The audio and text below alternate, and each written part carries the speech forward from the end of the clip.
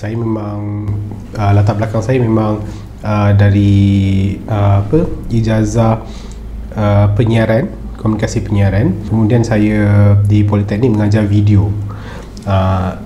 Tapi selama ni maksudnya sebelum menyertai kursus ni, saya beranggapan yang assistant director ni adalah satu jawatan yang macam tak penting, sometimes tak perlu. Dan kadang-kadang bila kita membuat kumpulan pelajar untuk buat final project, untuk buat video mereka, filem pendek, kami memang tak cadangkan pun untuk pelajar ada assistant director. Kebanyakannya mereka hanya ada pengurus produksi dan juga director, macam itulah.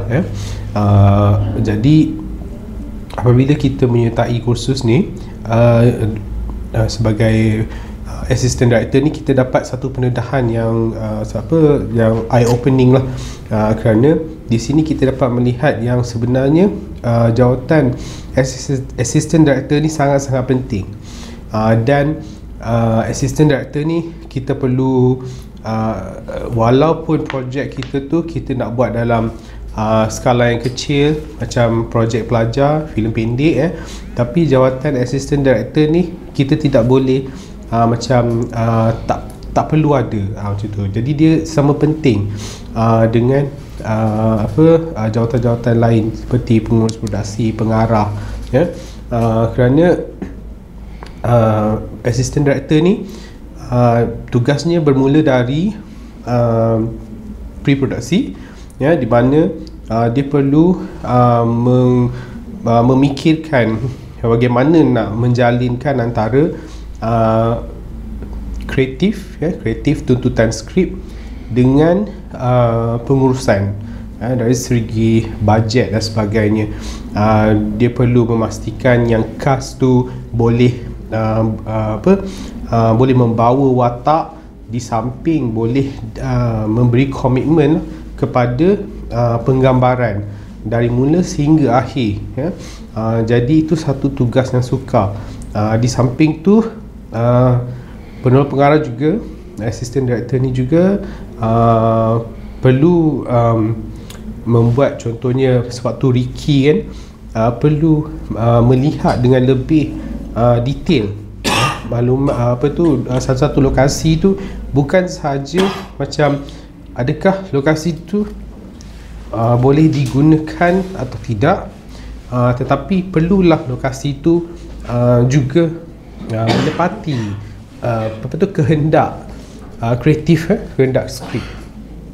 Dan sewaktu produksi pula, peranan assistant director ni semakin penting lah, semakin banyak, kerana sebagai assistant director kita perlu menjadi jambatan, menjadi satu alat komunikasi lah, communicator antara kreatif dan juga management, antara director dengan artis, antara director dengan kamera, antara director dengan department-department yang lain.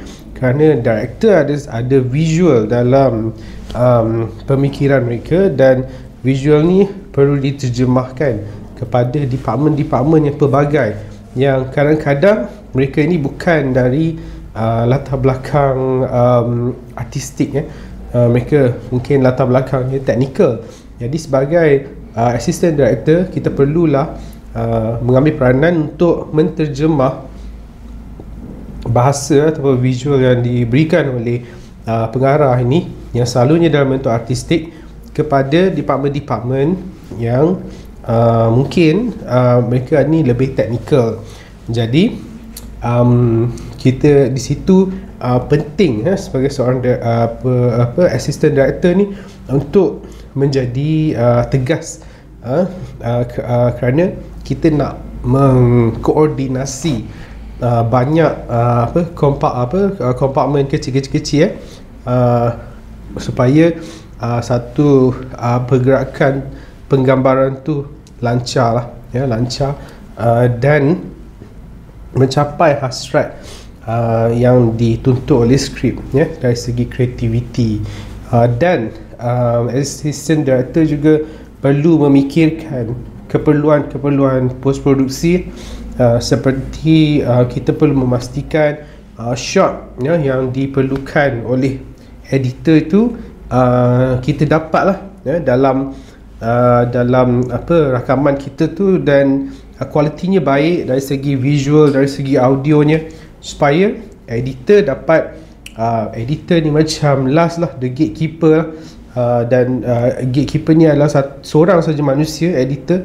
Jadi kita di produksi, kita perlu membantulah kita punya gatekeeper ni untuk supaya apa bahan yang sampai di editor ni memang yang terbaik. Jadi itu adalah fungsi yang penting kepada seorang assistant director, untuk memastikan bahan-bahan yang sampai itu memang bahan yang terbaik. Bukannya kita memikirkan macam tak apa, benda ni boleh buat dekat post.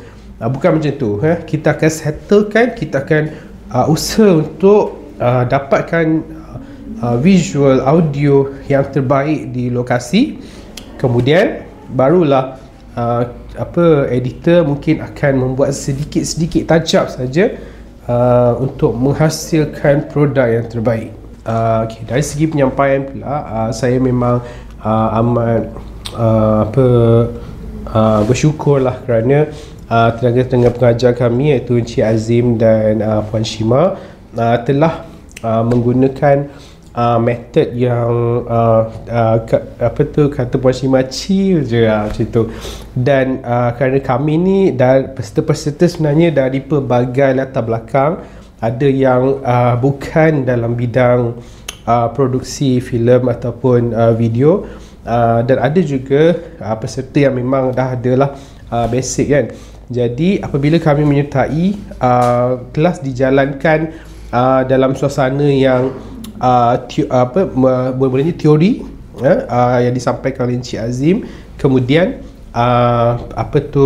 Puan Shima masuk sikit lagi teori mengenai konti, kemudian kami membuat praktikal, dan praktikal ni dibuat di dalam kelas.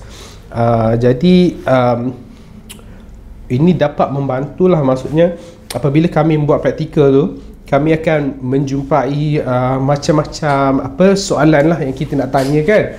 Jadi apabila praktikal ni dibuat di dalam kelas, memang kita boleh tanya terus dengan tenaga pengajar, dan tenaga pengajar boleh berkongsi terus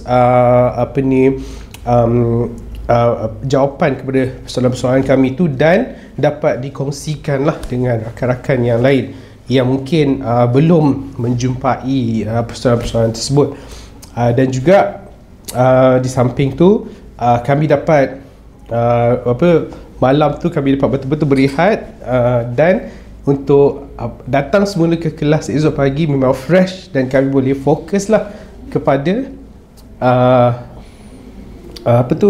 kelas yang keesokan harinya, iaitu kami membuat macam simulasi, kami buat simulasi di mana kami lakonkan watak-watak sebagai assistant director dan juga konti yang diberi pemarkahan, dan di situ kita dapat lihatlah bagaimana teori-teori yang kami belajar tu diaplikasi kan, dan macam mana kalau ada kekurangan kami akan ditegurlah, menerima teguran, dan kami boleh menambah baik.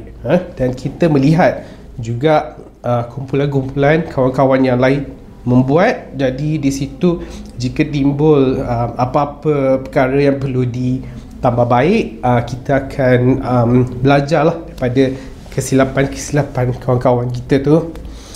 Kelas ni memang enjoy lah. Saya rasa so far kelas assistant director ni memang paling enjoy lah, sebab dia begitu santai sekali, tapi dia betul-betul padat lah dengan maklumat-maklumat penting yang kita perlu pelajari sebagai seorang assistant director.